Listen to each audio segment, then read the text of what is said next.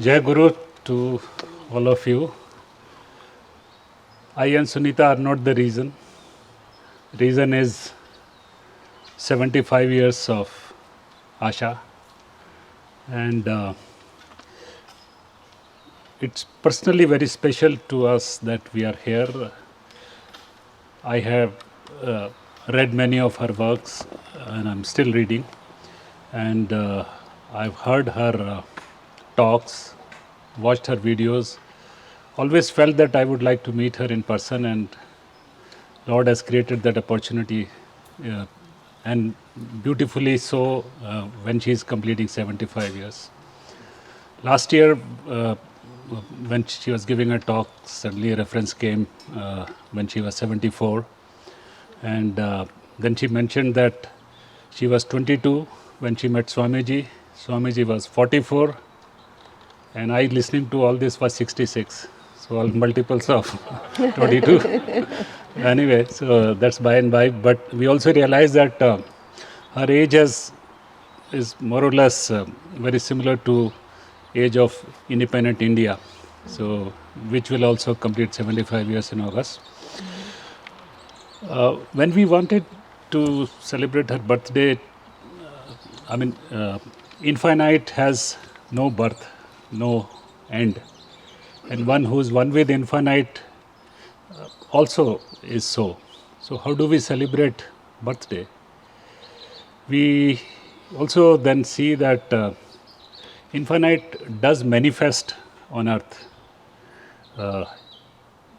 with specific objectives and for fulfillment of those objectives, and that manifestation can be celebrated as it has birth, so we celebrate the birthday.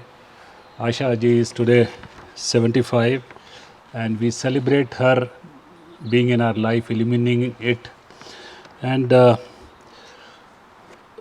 in Atharva Veda, there is a mantra which talks about a long life for all of us, and I would like to read it out.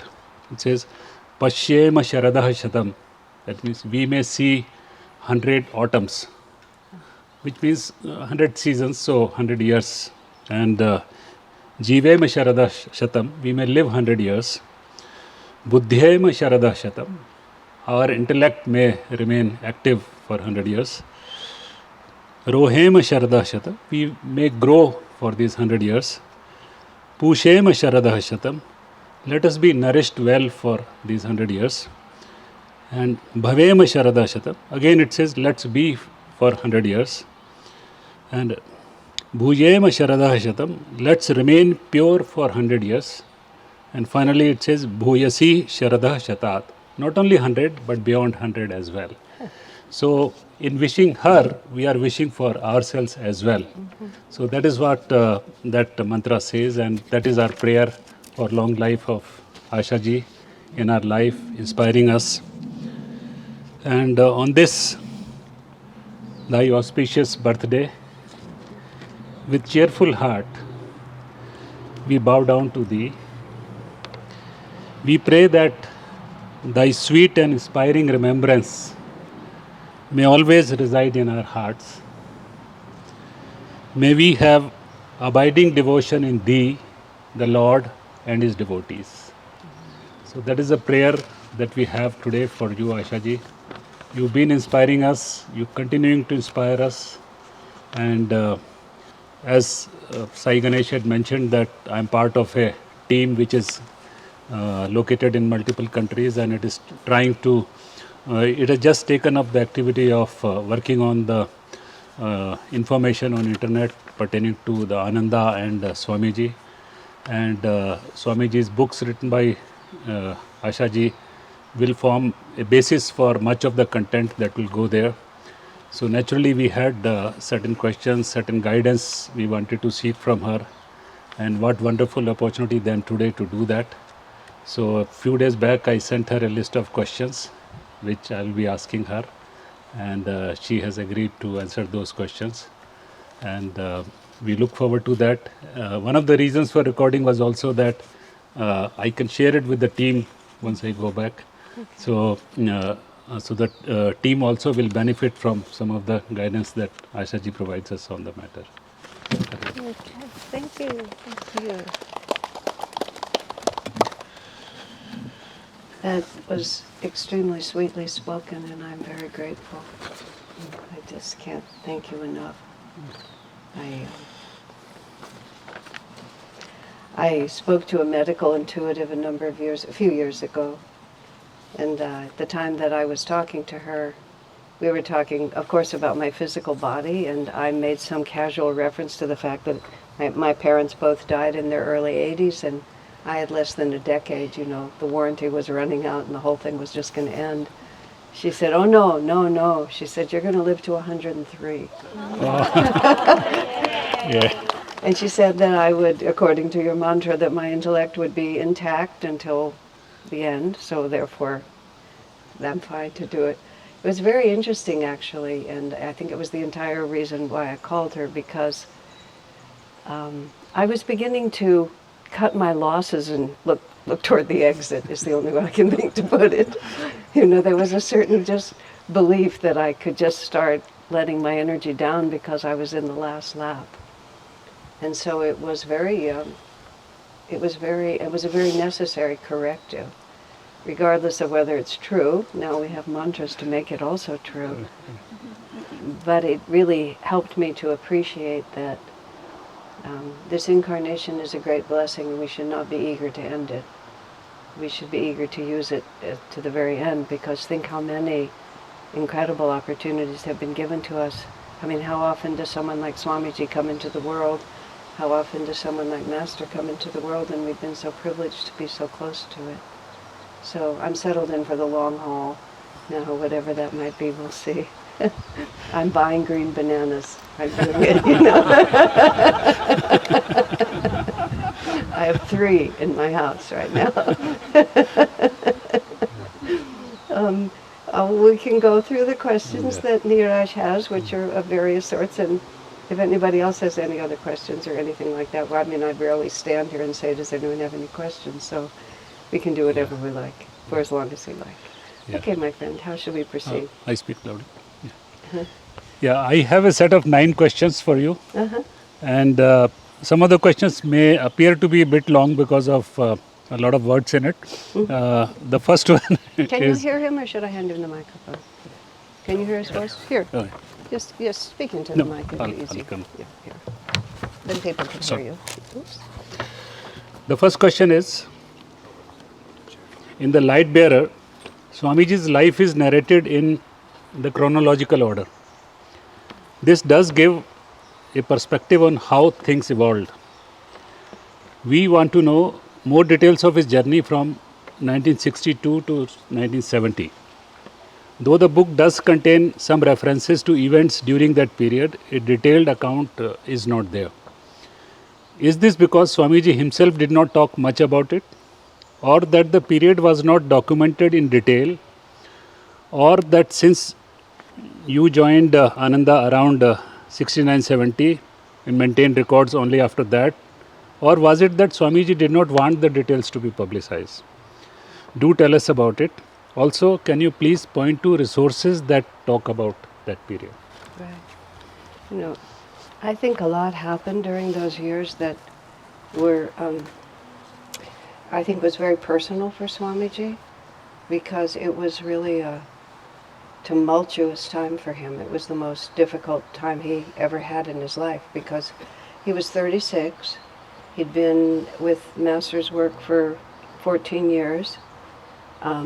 He was, in charge of the work in India, or he had a significant role in India. He was the vice president, he was the major minister, he was the best known of the speakers. And much more than that, he felt he had found his people. And especially he spoke of Dayamata as being the closest person to him in the world. And he had complete trust and faith in all of that. And it was just all taken away from him. Now he saw it coming, even though it came down hard and really startled him. And it was precipitated by his experience of trying to build the ashram in New Delhi and getting Prime Minister Nehru involved in that and all of that. And many, many, many years later, like, after we'd known him for 20 or 25 years, he just put in this little piece of the story. He said, when I was there in India trying to make something happen and having so much trouble with the people who were actually in charge in India, he did not have final authority, and the people who had final authority did not understand him. So he had this idea that he would get this land and he would build a temple. And he said, I did not actually feel Master's blessing on the project. He said this many years later. He said, but it was the only thing I could think of to do. And I thought I would see what happened if I went forward without feeling that blessing. That was the part that was like, Swamiji, you have unlimited courage, don't you? It's like he couldn't think of anything else to do. He didn't feel that energy that he would have wanted to feel, but he went forward anyway, and it proved catastrophic. He had an editorial comment later, which is that he felt that Master had withheld that feeling because Swami said Master didn't want Swami to feel that he was pushing him into a catastrophe. But it was just an interesting point, every aspect of that. Swamiji was very forthcoming, but he was also extraordinarily private.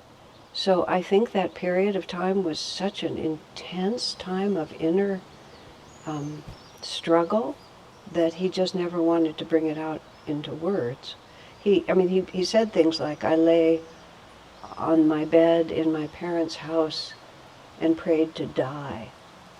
When you hear that phrase, and you kind of hear it as melodramatic, but Swami never used hyperbole. He always spoke exactly as he meant it. So when he said that, because he just, on one level, couldn't see how his life could continue. Now, he actually did write about it. He wrote about it in his own autobiography, The New Path. Mm-hmm. And in the original Path, he wrote more.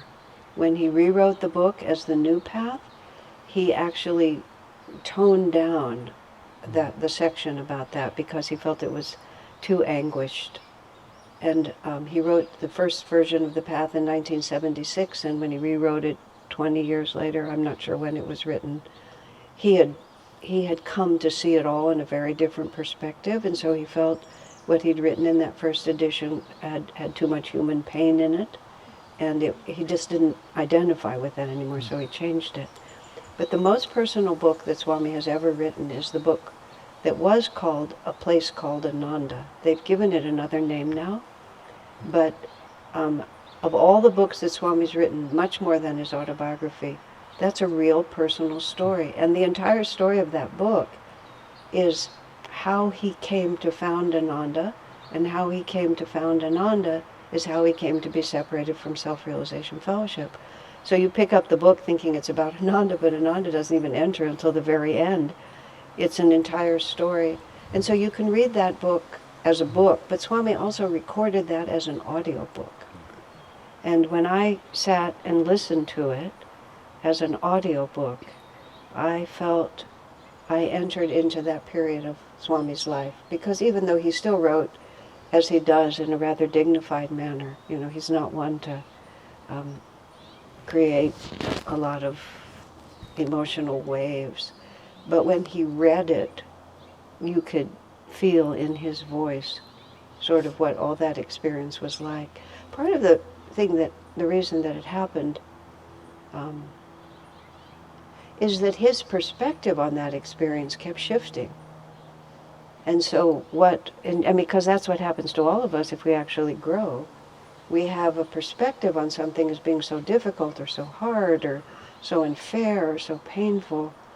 And then as time passes and the directions that those unwelcome events demand of us, or the growth that it demands out of us, turns out to be exactly what we want.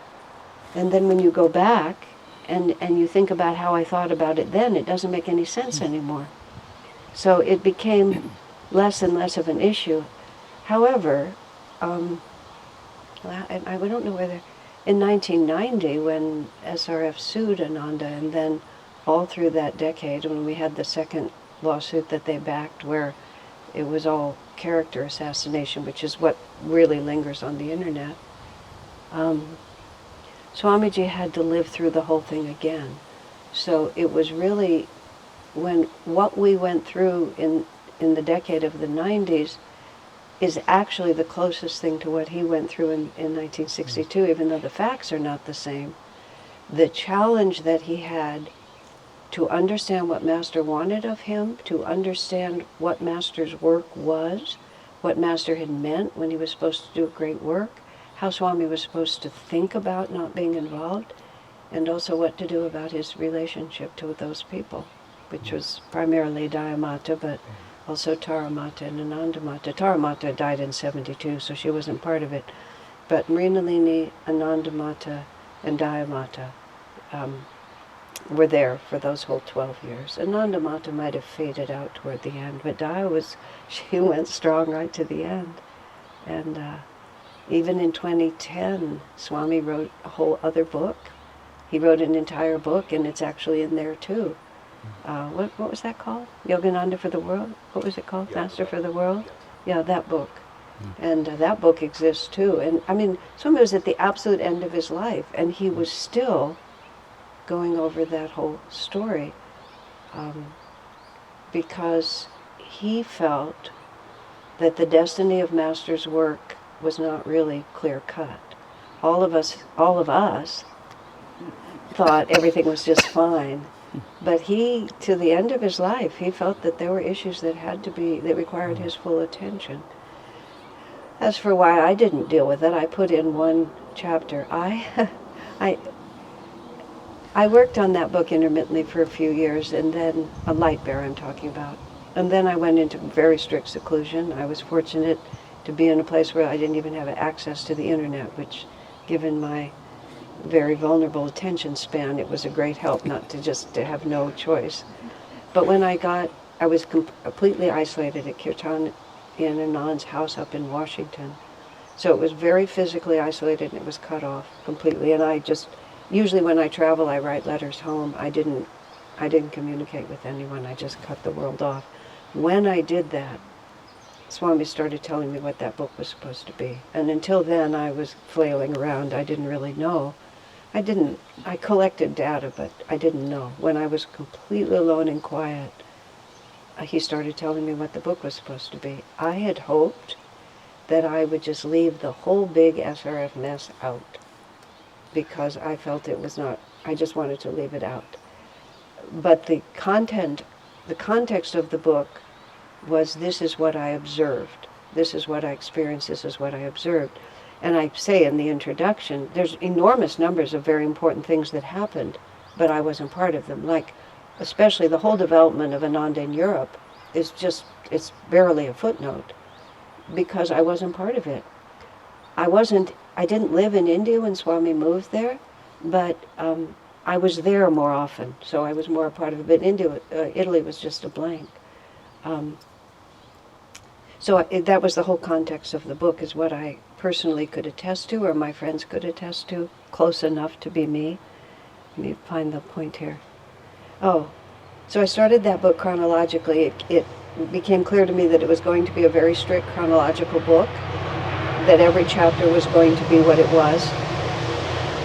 And I started 69 to 71 as the first chapter. In 72, Swami goes back to India for the first time in 10 years. I'm in the second chapter. And everything that happened in 1972 did not make any sense unless we knew what happened in 1962. And I remember I was sitting there and I just basically said to Swamiji, oh no. Like the second chapter of this book has to be a reiteration of that. And then I just surrendered to it. And so I stuck it in there, but really, as you can see, it's a very short summary just to give you an idea. And then because of everything else that happened after it. Yeah. So. Yeah.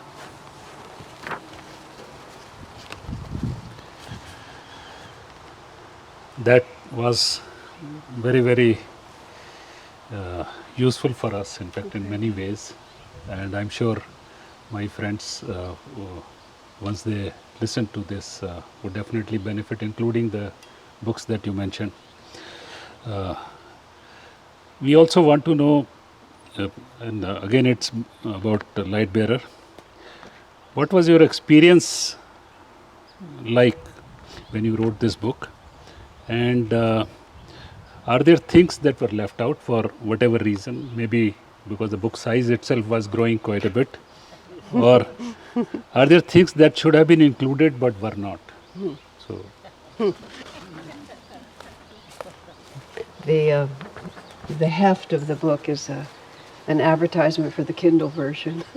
That's basically how I felt.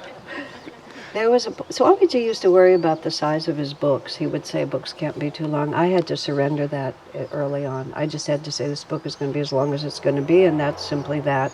Any effort to... I never had control over that book, is the only thing I could say. I just really didn't. It told me what it was supposed to be, and I just wrote it the way it was supposed to be. And even now I read it, I have to say, when I read it, I think, who wrote this? This is really good. And I don't have any, I can remember it, but I don't have any sense of ownership of it. It happened, and I remember doing it. You know, the idea that I had to write a book, a definitive biography of Swamiji, was present between Swami and I have to say I or me? Me, thank you. No, Kamala Devi told me, I didn't know. Between Swamiji, this was another joke about the fact that I can never say that correctly. It was present between Swamiji and me. I actually said it was present since 1971. That might have been an overstatement. Could have been 72 or 73. But it was a constant fear. It was not, it was just a constant fear that I would never be able to do it. And the book, Swami Kriyananda, as I have known him, as we have known him, was a failed attempt to write Light Bearer. That I just couldn't write the biography that I was trying to write. And Swami used reverse psychology on me and told me, well, maybe it's just a non-starter, you should just give up. And he asked Devi to write a biography of him, which she did, Faith is My Armor. But once she wrote that, I was freed to just tell stories. And when Swami told me that I didn't have to write it, it was extremely interesting because I'd always said I was doing it because he told me to, and then he told me I didn't have to. So then I had to decide, and it worked, he knew me well. I said, no, I have something to say. So I wrote the first book, but that wasn't the book I was supposed to write, and I knew it. So the experience of writing it was the most wonderful experience of my life, bar nothing. It was just an extraordinary thing to be as alone as I was, mostly in Washington and then later at what was Bharavi's house then, where Mai lives now. To be completely alone with all... when I drove to Washington, I had like 16 banker's boxes of paper because I can't see things on the computer, I need paper. And my car actually held exactly the number of boxes that I have. I moved all those boxes into the house. I spread them all over the house. And then I just started going year by year through it and just pulling up. I had all these cross-reference files. I'd spent a year and a half organizing all that paper. And then I would just go year by year. I'd pull out everything that was related to that year. It would take me a week usually. Just all by myself, just living through all of that. And just with this remarkable certainty about what I was doing. There was no hesitation once I was actually doing it. This is important, this is important, this is what belongs, this is how it's going to be, and the rhythm of it was just there. That's when I really began to realize I'm not doing this, which is what I had been waiting for. Because when you're actually doing it right, you're not doing it. And I had been flailing around doing it myself, and I knew that was wrong. I couldn't possibly write this book myself. And what was in it is basically what he told me to put in it. And it was just a feeling. I was with Swamiji when he wrote his own autobiography, the first version of The Path. Niraj, if you want to pull that chair, okay. I was with Swamiji when he wrote the first version of The Path, which was 1974 to 76. And it was the last book he wrote before he got a computer to write on. So, and Swamiji had the habit of editing tremendously, and he also could not tell if a page was done if there was so much as a single pencil mark on it. So he had to type and retype, and I was just begun to work with him, and I suggested to him that I could retype his pages, and he was very reluctant to let me do that. First, he didn't trust that I would actually get every correction, and then he said he edited a lot while he was retyping, and I said, well, we can try it and see. And so he tried me out, and I was very careful, and I won him to the cause that it would still be more efficient if I did the retyping. So I was really close to the process of Swami writing that book. And he talked to me because by then it was explicit between us that I was going to write about him. And the reason he told me I was going to write about him was, if it's explicit between us, I can help you. And so he was always helping me to learn what it was that I was supposed to do. And so seeing what he included and didn't include, and what he would start to include and then leave out. And also the point he said, and this is so instinctive with us that it was only when I was in another ashram listening to them talk about their guru that I realized how well trained we were. Swamiji said, there's no point in telling a story about Master that doesn't also illustrate a divine principle. Because if it only describes his personality, he said, that's not really who he really was, and it will lead to a personality cult rather than something that will actually help others to grow spiritually. I was in a different ashram. I just happened to be in another city, and I went to a satsang, and the guru, an Indian guru, she came out later. But in the meantime, we were entertained by all these disciples telling us quite remarkable stories about things that had happened. But every one of them was some remarkable thing that happened to the person telling the story. So you could think, wow, this guru is really something. And you can also think, wow, that person was so lucky. And you would also think, I hope that happens to me. But if it didn't, you were just left. And it was listening to them I realized, oh my goodness, how different Swamiji was. So that was very, very deeply in my DNA, that the only reason to write about Swami was that so that his life would illustrate how you deal with the things that all the rest of us will deal with. And so I stuck to that. And Swami also used the phrase, which again I discovered. He said, there were lots of other interesting stories, but the energy level of those stories didn't match the flow of the book. And so that's what happened to me, was I would just try to put something in because I was fond of it, or it was cute, or something like that. Truthfully, I didn't try, but when I would have things in front of me, I should say more accurately, I could just tell that that's entertaining, but it's not going to get in. And then it became obvious to me that I don't know what the percentage is, but a huge amount of the book is Swamiji's own words. If I had a way, I would actually be curious as to what the percentage is. So he was actually the voice. He's the biggest voice in the book. And what is missing from the book is a kind of how much fun it was to be with Swami to a certain extent, and how natural and how easy he was. And there's a kind of, maybe it's autobiographical on my part, there's just some part of, but I could never get it in. The book just was too impersonal for me to, and every time I try to pull it into some story that was just about fun things that we did, it just, Swami would just say to me, oh, you're kidding, get that out of there. The only thing that I really tried to put in, that it really didn't fit.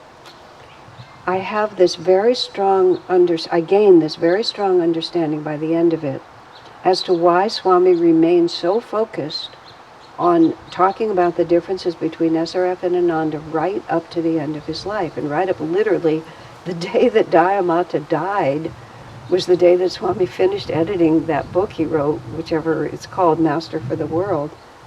And even when he gave a newspaper interview a couple of days after she died, he was just as intent. There was no letting down. And I knew it wasn't personal with him, so I really had to think about that a lot. And so when I got toward the end of Lightbearer, because it was year by year, and I'm really having to talk about, here he is at the end of his life, and he starts the whole campaign up again with this tremendous energy. Why would he do that? And I know that there is and he writes about this in a place called Ananda. It's called Karmic Patterns. And he talks about that the karmic pattern of spiritual work is that the purity of the revelation gradually gets eaten up by the next generations of disciples.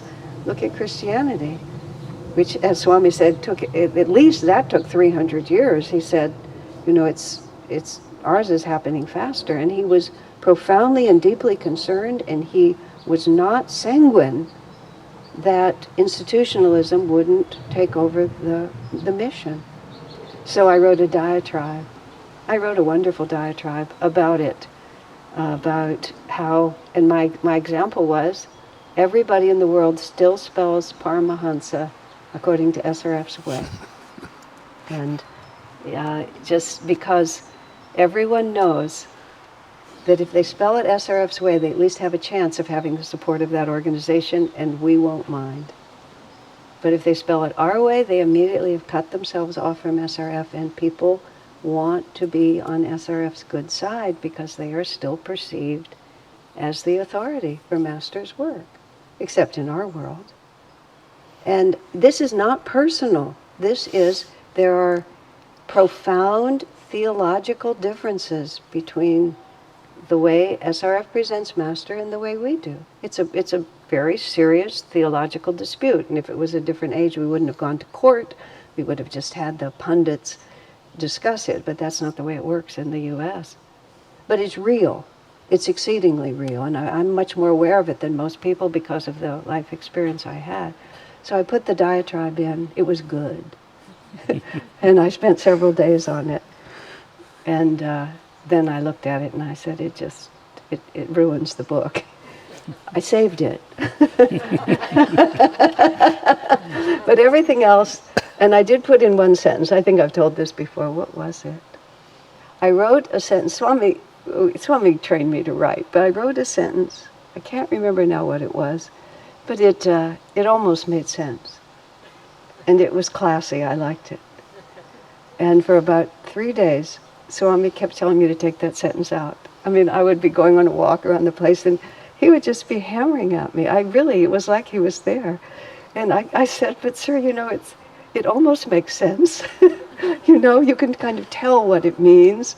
And finally, we were just laughing. Really, we were just laughing, just as if he was in the room. And I said, all right, sir, I'll take it out. And I went and took it out and never thought about it again. It just never came up again.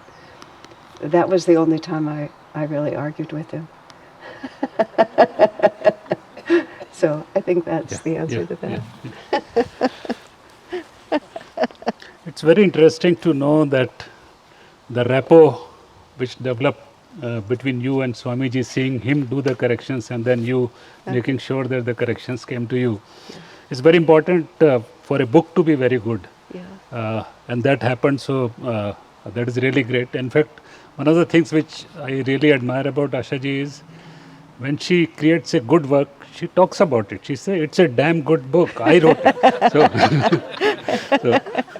So that's very good because in your Secrets for Happiness also you talk about that book on miracles. Which it's true. So it's all very good. Next question is a bit cryptic and pertains to SRF.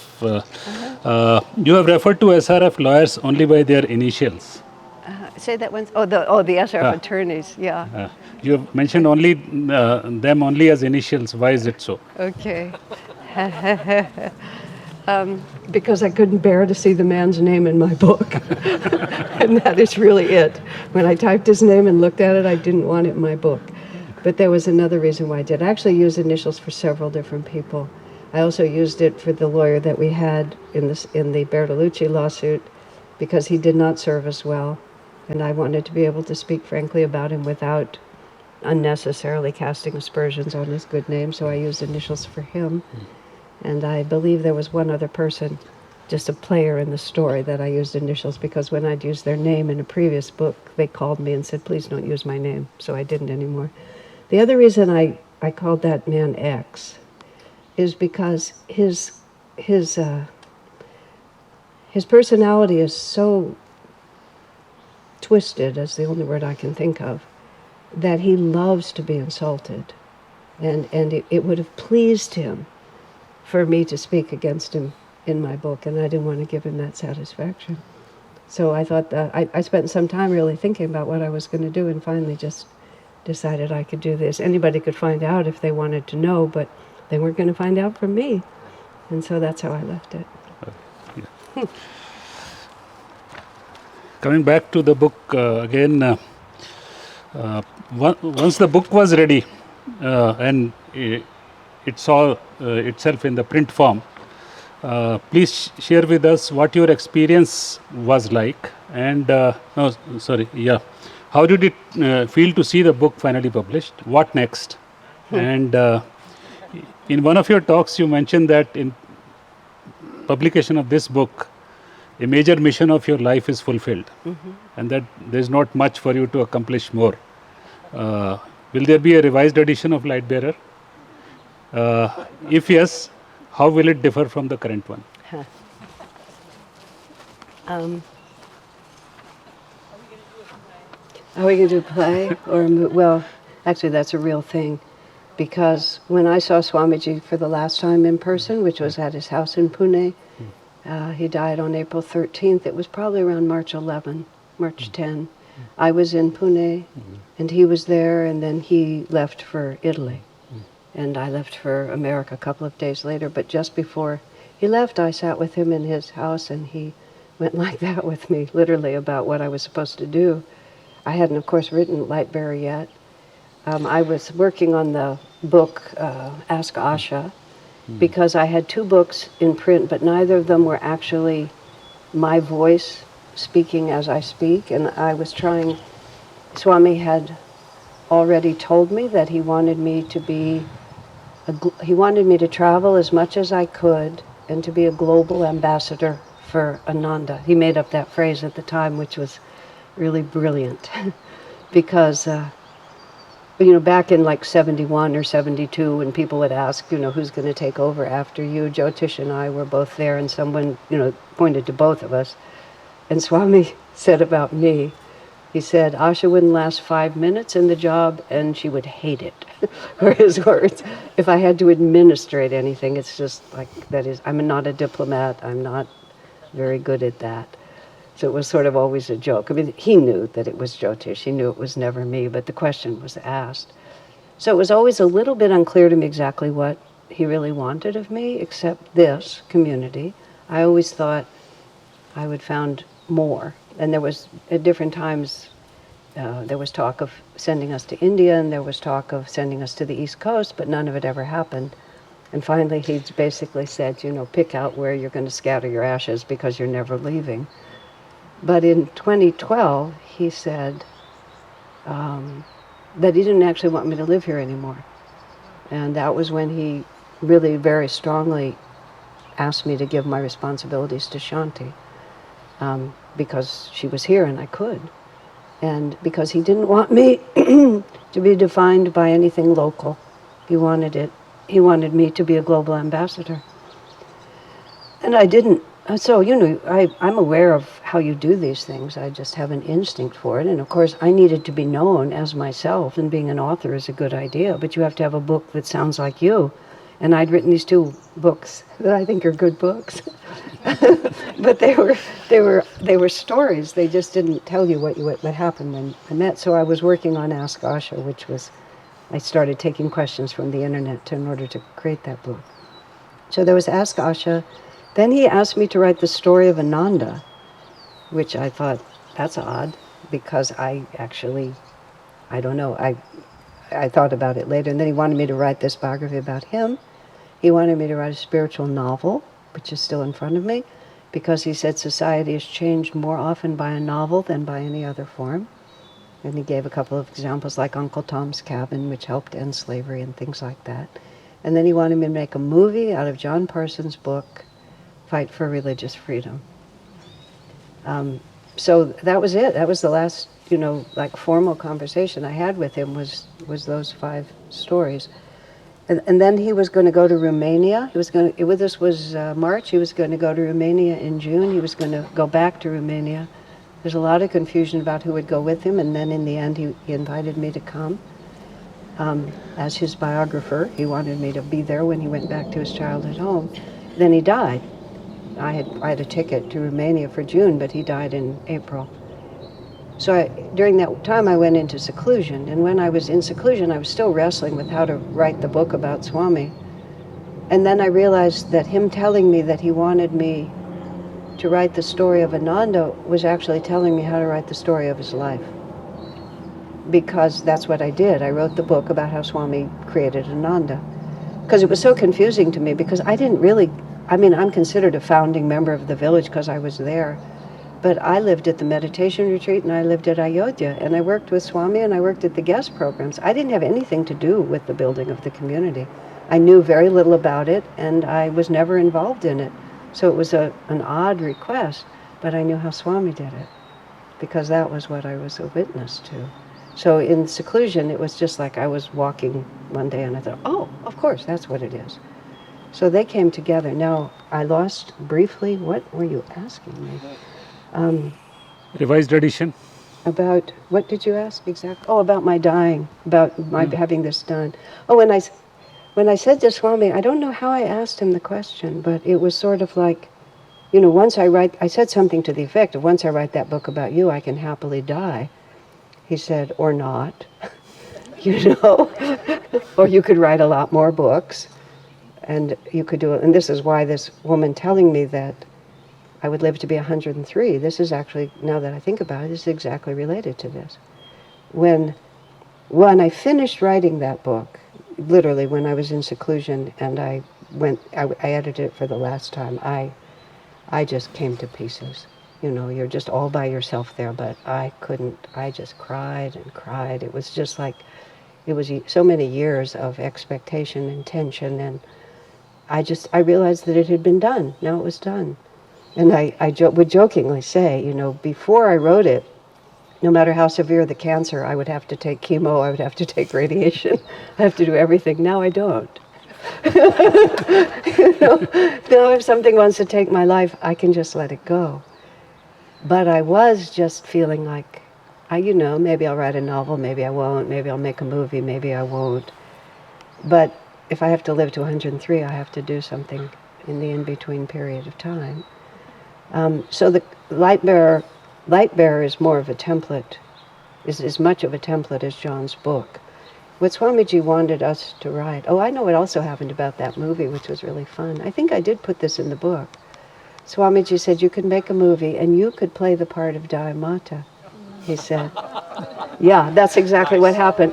I started laughing, he started laughing. We spent several minutes just laughing about it. But he was right. Because in order to tell the story, they have to be presented as they actually are, which is deeply devoted disciples of Master. Otherwise, it's a cartoon. And in order to appear to be a deeply devoted disciple of Master, you have to be one. And you can't fake that. You can't fake the sound of the voice. You can't fake the look in the eye. Even you could be a good actor, but it's a hard thing to fake because it's real consciousness. So it's like he would give you little things like that, and then I would see the whole picture. And in India, one of our devotees in Mumbai is closely associated with Netflix. And when I was there, I went and had a long conversation with him, and I realized people don't make movies now, they make Netflix series. But the difficulty about that is I would have to have absolute control, because otherwise it could just so easily cheese out in no time at all. So I talked to him, I had some lovely conversations, but I just put it down. Light Bearer itself feels to me, when I read it, I just don't see anything to change. So again, I also have Swamiji. he often re-edited his books. But when a book was finished, it was just finished. And I just can't see what I could do differently or why I would ever want to. I do worry, I am concerned slightly that there will be a time when people won't want to know about all that controversy. But it was Swami's life. And so it is Swami's life, and it needs to be known. So I just don't know, what will happen there. But you can't take it out. You can't write the story without it. I tried. I wanted to. And there it is. And I think what happens with spiritual figures over time is they become wooden. And you don't really know what their lives were really like, which gives you a false idea of what your life should be like. So I presume it had its own integrity. So those are my thoughts on that. Yeah, I would like it, sure. Yeah. I will read out next two questions together. One is, how has the book been received, especially by those opposed to Ananda? And what is your guidance for the recently formed team to update relevant pages of Swamiji? We feel that it is essential for us to locate resources which are not from within Ananda, to be able to cite some authentic and reliable sources, so that the content carries a kind of validity in eyes of the rest of the world. How can this objective be met in your? When I first started writing, it wasn't this book, but it was when I was trying to write the biography, which I failed to write, when I ended up writing Swami Kriyananda as we've known him. And I worked on that. I actually worked on it for 3 years. Ruhia came over one day when I was absolutely at the end of my rope, because I worked on it for 3 years and I had nothing. Absolutely nothing. It was, I said to Swami at the end of it, except for the fact that I have absolutely nothing, it's really been a very fruitful spiritual period to fail so incredibly miserably as I was failing. It was just sort of all the negative thoughts I'd ever put out in the world came back at me on it, and I just was incapable of doing anything. But I kept writing for the critics. I kept writing for people who were critical. And no matter how I would write, I would hear their critique in my head, and their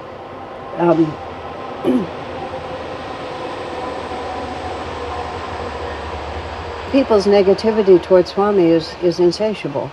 If you're prejudiced against someone, especially someone like that, there's absolutely no answer. So no matter what I would write, I would hear their argument, and it just was paralyzing me, literally. So when I finally was able to write the Swami Kriyananda as we've known him book, I actually thought about a very specific person that I know, who is very positive toward us, but not well informed, but has a very positive attitude. And every time I would hit a question, it was a woman, I would visualize her sitting there, and I would tell her what I wanted to tell her, but she was receptive, and she was positive, and she wasn't fighting me. Often when I've talked to other people who are having trouble writing, I ask them that question, who is your reader? And much of the time, your writer's block is because you don't know who you're talking to. And when you know who you're talking to, you generally know what to say, because if they were in front of you, you'd say it. You're trying to be all things to all people, and it just, dives into nothing. So I wrote Light Bear exactly the same way. I called it a bhakti bio, but I hope not a nauseating one, Just, it's written by someone who loves Swamiji, and this is just a happy story about him. So as a consequence, I have never heard a single word from anybody who wasn't positively inclined toward him, because I presume they hate it, if they ever even look at it. It's probably too expensive and too heavy for them to buy. But I would presume that they don't like it. And it's impossible to write to the critics, because the critics are pre-committed. You have to be writing at the very best to somebody who's neutral. And I've gotten, of course, a lot of feedback from people who already like Swami, who are positive or neutral and are introduced.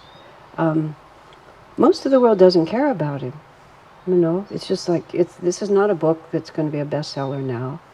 I feel like as time goes by and Swami's significance on the planet becomes increased, people will appreciate first-hand accounts. That's why it's so great that so many other people are writing first-hand accounts. There will be a time when it matters, but it's not now. The book doesn't sell very much. Maybe more audio books sell, but I'm not quite making furniture out of the books I have, but we're close, But that doesn't make any difference because I know it has a destiny that it's going to fulfill in its own way. I don't think you're going to find a lot of outside sources speaking highly of Swami. There were a couple of well-known people who spoke for him who abandoned him when all of the litigation came down. And you have someone here and someone there who thinks he's nice, but the world doesn't care about him. And look at the culture we live in right now. And Swamiji is just too serious. I mean, there's a lot of interest in spiritual things, but Swamiji was so profound that it's just a very small number of people who are actually connected with him. So I don't think there's any buried sources of explanation. I think we just have to live within our own world and put forward what we know to be true without trying to satisfy the critics. Because once that thought gets in your mind, at least from my own experience, I just got so spun out because they're irrationally prejudiced. You can't reason with them. And it's like it's demeaning even to try to argue with them, which is what Swamiji, he never would. He said, once people are committed, they're committed. Nothing I say is going to change it. And if that's how they feel, just let them feel that way. I think it's the truth of who he was by those who know him that is the power of what we have, not a refutation of what other people say. And there's recently I was in a conversation with the man named Willie who works with Netri and Jivada over at the Crystal Hermitage Gardens, and they were talking about the Tulip Festival. And they were talking about the Babaji statue that's there in the Crystal Hermitage Garden. And all of these people are coming to the Tulip Festival who know nothing about Ananda or anything like that. And so they often ask, who's that statue? Who is that? They somehow feel something. So Willie was saying, somebody asked him and he said he's an ever-living immortal. And so the person said, kind of like Yoda, right? And I loved it. Babaji has credibility because he's like Yoda. But I thought a little bit about who can endorse Swami Kriyananda? Who is there on the planet that could actually really speak to him, except those of us who have felt his spiritual power, of which there are a few, but it's not time yet. Swami said himself, I'm the kind of writer who becomes famous after he's dead. Because he's too far ahead of the time. But the time will come. I think that's what's going to happen. And I'm delighted you all are trying to do something because I myself, with the help of Karen and David and others here, put out multiple efforts.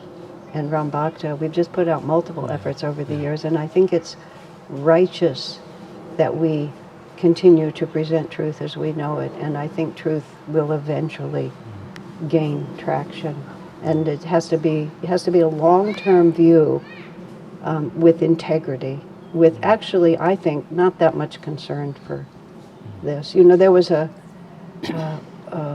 FAQ that was put onto the Ananda Worldwide site recently, and the first FAQ was, is Kriyananda the guru of Ananda? And I got involved just a little bit with that, and I said, that's an SRF question. That's a defensive question. That's an accusation. The question is, what is Swami Kriyananda's role within Ananda? That's a positive question. So I think when you all are working on this, you have to just ask our questions. Don't ask the questions that our critics would ask, because that makes us defensive, and it's a weak position. Just state who we are, and answer real questions like, what is Swami Kriyananda's role? It's a very good question, and people have a right to ask it. They want to know. But it's a question that someone would sincerely ask, and we would sincerely answer, and that gives it the power of truth behind it. Yeah. Okay. Yeah, that puts our work into perspective also, because our team is organized in two parts. One is researchers which will look at resources and make them available for the writers team, which is the other part. Yes, we do take your inputs, and in the opening discussion which took place about a week back, the thing that we all felt was that we should, on our part, fill the cup with as much positivity as we can. Exactly. And now, question 7. You spent a long time with Swamiji and were able to observe him very closely. There's one more person that we know about is who has been equally fortunate in this regard is Nayaswami, and she too has written a book narrating her days with Swamiji. Though the two writing styles are different and the duration of associations is also different, they do seem to complement each other in many ways. Would you like to comment on that? Sure. And I have multiple copies of Narayani's book in the house if anybody doesn't have it. It was very interesting with Narayani because we totally understand each other and we're very, very different. She, in her book, she writes there that she never asked Swami any questions. That she says, everybody came to Swami with, well, I'm going to back it up. I'm going to quote Swami himself, what he said to us, which I believe is in her book. He said to us, every one of you comes to receive from me. You, meaning he was talking to the sort of small coterie of people that moved around the world with him. It saw him in different places. And he said, every one of you comes to receive from me. And he said, and I'm happy to give to you, and it's right and proper that you should feel that way. He said, Narayani is the only one who only gives to me. That was quite a statement. And it caused me to really stand back and think about that, And he wasn't criticizing. He wanted us to know this. He was just explaining to us that it was a wholly different interchange of energy. And that's why she was so essential to him for those last years. And then when she was writing that book, and she's written it into the book, she just talked about that. It was a very conscious thought on her part, not a discipline, but just a spontaneous and complete way that she would relate to him. She knew she was there to serve him, and she said she never asked him any questions. She never asked him for any guidance. I asked him questions all the time, and he answered all my questions. It was just part of the way that we related continuously. I was, guess what, really verbal. We just talked a lot. She was not. Her relationship with Swamiji was to a very large extent nonverbal.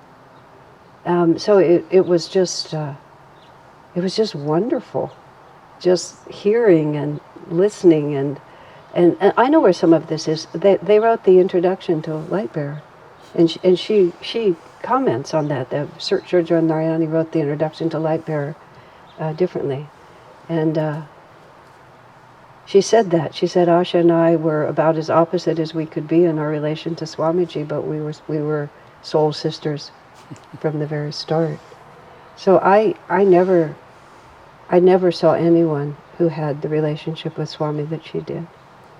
And somewhere I wrote, I don't even remember where, but I think I put it in the book itself. It was so, when she entered his life, I could not feel his vibration without also feeling hers. And it was just, there was just something. And as you said, I watched Swami for years. I never saw anything like it. She was utterly unique in the way she wrote, and he told her to write that book. It wasn't even her first language, but she's very obedient, and so she did. They went to Spain. They went from India to Spain for a year, so that she could work on it. Yeah. Okay. Okay, from Narayani we come to Asha. We mostly know you as Asha, who got associated with Ananda and Swamiji when you were 22. We know very little about you prior to that, and when you were not known as Asha. Also, what were you known as, and tell us something about period prior to that.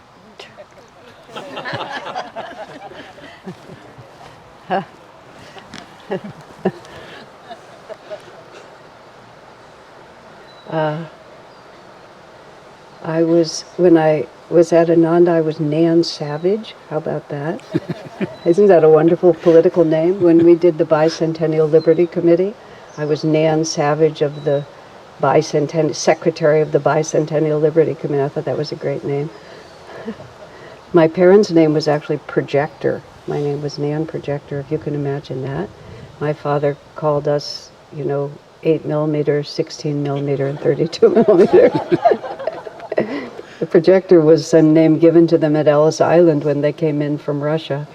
I don't know, I think whoever gave it to them must have laughed. Who knows what they said in Russian, but that's what it ended up being. So I'm very glad to be Asha Nayaswami. You can see it's all been an upgrade step by step. My whole life until I met Swami I feel like I was just standing against the wall looking at life, waiting to figure out what was going to happen. And I actually, because Keshava, does astrology, Keshava bets, and so it was my Saturn period from the age of 3 until just before I met Swami. And I really was. It just like nothing happened.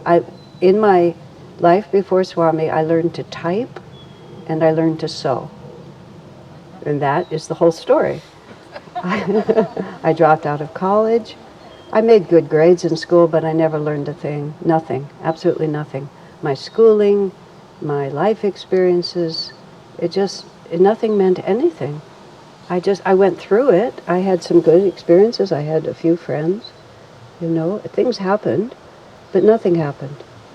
Really, it just didn't. And when he said that, I can't speak that much to astrology, but it was the most, it explained it better than anything, which was that it was a fact that I was just held like this. And I didn't get into a lot of trouble. I played around the edges of getting in trouble. But I met Mark Savage, and he saved me from getting really in trouble and just sort of held me like that, so that by the time I got to Swami, I wasn't too much of a mess. That's basically it. There's really nothing else to tell, which is why I don't tell anything about it, because it's a very dull story. Yeah, in El Paso, Texas, to top it all off, right? Interesting. No. One thing, of course, we are all interested in is your spiritual novel as a series on Netflix sometime. And there's one question which is very specific to a specific thing which one of our researchers asked me to check up with you. In one of your videos, you have mentioned, and of course on Ananda literature, it's mentioned at many places. In your video, you say that in many conferences during 70s, Swamiji was referred to as father of international communities. We try to locate its origin, but have not been successful. All the content that we came across is by persons associated with Ananda.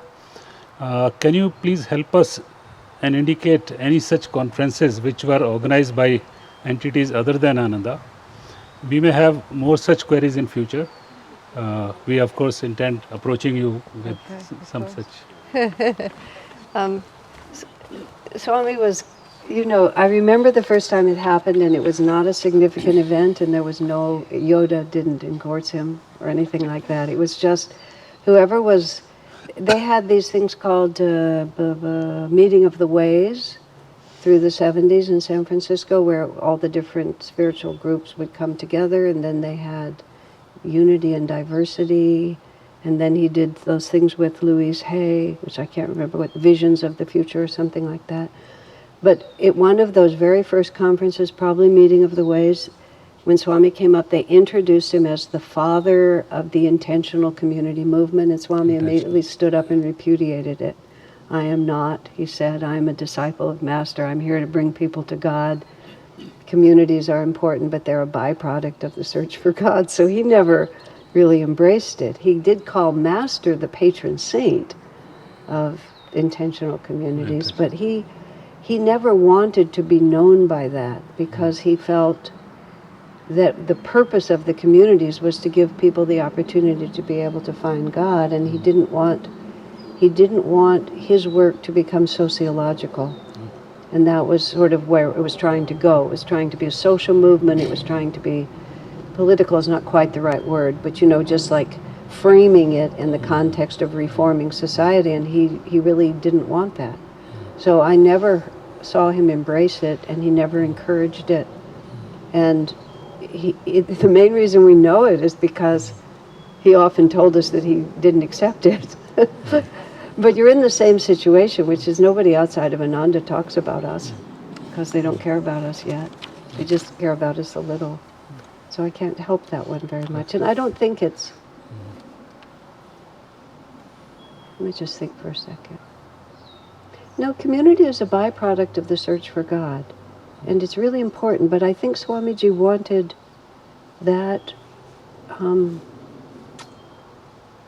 he wanted that to go to others rather than to go to us. I think he wanted to keep us more focused deeply on what we're doing. I'm not certain of that, because community is so fundamental to our ability to really progress and get in tune. So, but we don't really have a blueprint. This was a problem for all the years that we were doing it. We would try to have communities conferences, we would try to help he would try to get something going, but our real secret of success is that we're all devotees and disciples of a great master, and we're meditating and searching for God, and it's not much of a template. So it's sort of it was always a hard issue for him to play out. It was hard for all of us to play out, because we couldn't just go to these communities conferences and, well, I was sent to Oregon once for some conference that was there, and Peter Caddy, who was the founder of Fintorn, was there, and I knew him casually because he'd visited us. And I was there with this whole slideshow of everything that we were doing, and we were 100 times more than anybody else, except for Fintorn practically, and Stephen Gaskin's farm. There were like 3 of us that were really happening. And nobody wanted to hear me or see the slides that I have. And I'm not an awful person, so it wasn't entirely personal. So we all sat through while these 3 men showed us pictures of the land they hoped to buy. And if they were able to buy it, they hoped to be able to put a community there. And I could talk to them about this community that was already happening. Finally, I grew so frustrated, I went to Peter. I said, Peter, everybody wants to know about Fintorn. Nobody wants to know about us. I mean, what's the deal?